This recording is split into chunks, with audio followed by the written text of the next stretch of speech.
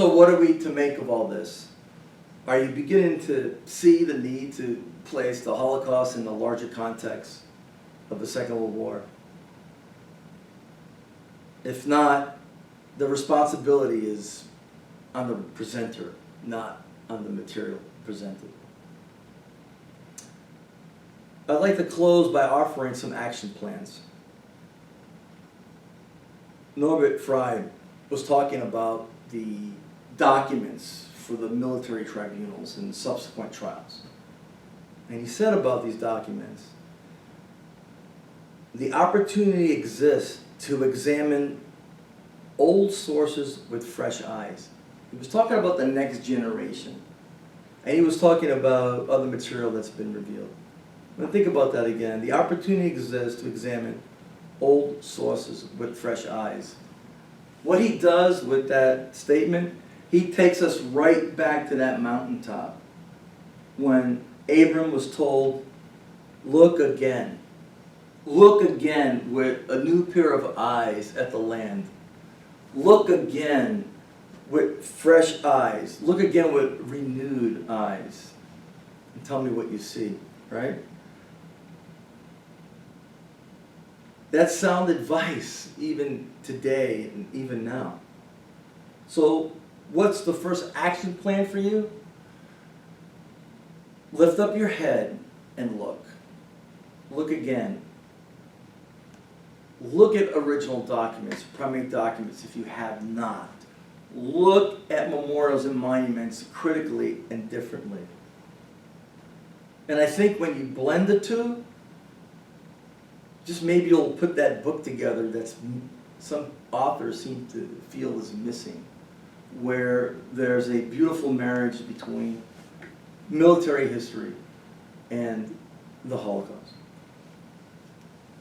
What about your second step?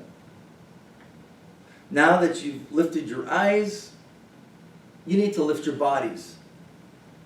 You need to get up. Because right after Abram was told to lift your eyes, he was told this. The way it's interpreted by one interpretation. Get up with an exclamation point. The next word is walk.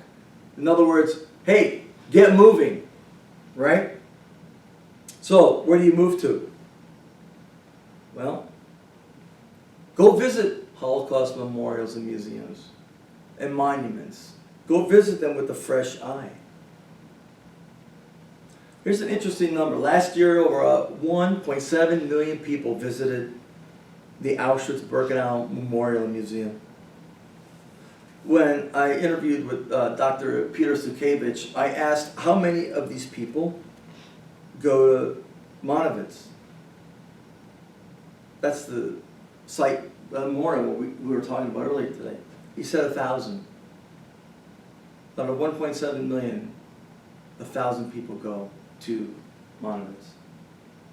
Typically, very few people go because it actually represents an advanced form of knowledge of the Holocaust and of I.G. Farben.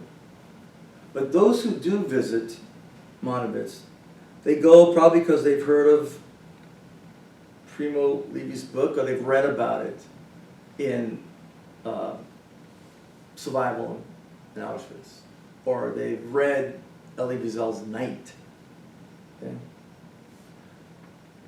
But there are a lot of students who go. There are students who go from Germany, which is great, and they go because they want to learn about social justice. Now, how about those who do go to Auschwitz? How do we go? At that conference I was talking about at the start of this presentation, 2007,